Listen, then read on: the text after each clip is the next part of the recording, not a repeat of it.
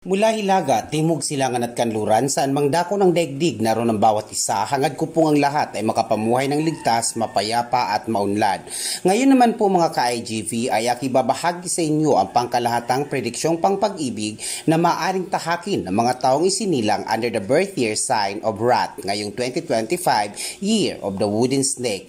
Paglilinaw, ang akin pong prediksyon ay base sa aking pansariling kaalaman lamang gamit ang mga baraha alinsunod sa pamantayan at gabay pangkaturuan ng sinaunang lihim na karunungan at kaalaman ng mga sinaunang Asyano, maging sa ikot ng mga buwan at galaw ng mga bituing kanilang kinabibilangan. Bilang panimula, kung kayo po ay isinilang sa mga taong 1912, 1924, 1936, 1948, 1960, 1972, 1984, 1996, 2008 at 2020, kayo po ay nahahanay under the birth year sign of Rat.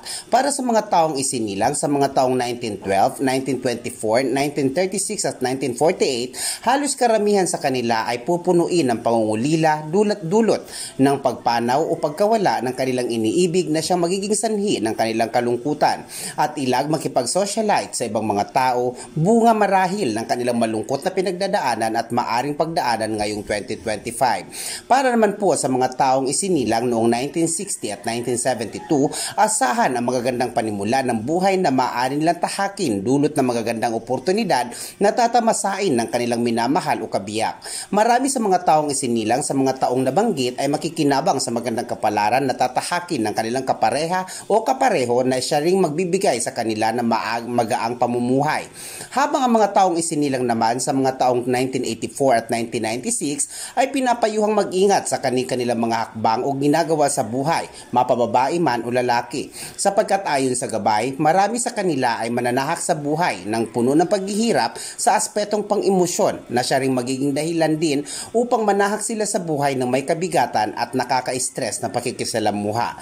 Para din sa kanila ngayong taon ay pinapayuhang maging bukas sa mapayapang pakikipag-usap o pakikipag-ugnayan sa kanilang iniibig upang kanilang malagpasan ang mga isyong sila lang din ang may kakayahang magbigay ng maayos na solusyon nang walang naabalang ibang tao sa paligid. Sa makatwid, ang mga taong isinilang sa mga taong 1984 at 1996 ay pinapayuhang wag basta-basta magpapadala sa bugso ng damdamin mula sa mga intrigang maaring kaharapin o masagap. Mga ka-IGV, lagi po nating tandaan na ang aking mga ibinahagi ay mga gabay po lamang sapagkat batid naman po nating lahat na tanging Diyos lamang po ang siyang may alam ng lahat at bukod tanging may akda ng simula at wakas na siya ring makatwirang hahatol o huhukom sa mga landasin ng ating buhay na ating tinahak alinsunod sa inulman nating kapalaran. Ito po ang inyong lingkod, Imperial Good Vibes, na lagi nagpapaalalang patuloy po nating pangalagaan ng ating kalikasan, maging mga aso at pusa upang araw-araw po nating makamtan ang balansing enerhiya ng ating kapaligiran. Sa pagtatapos po ng aking pagbabahagi, ang inyong pong lingkod ay mag-iiwan ng mga katagang. Sikapin nating tumulong ng hindi naghahangad ng anumang kapalit upang mapatunayan natin sa ating sarili na tayo ay handa ng humarap sa mundo ng may dignidad at kapakipakinabang na individual sa lipunan. Lagi po tayo mag-iingat. Mahal ko po kayo. Maraming salamat po.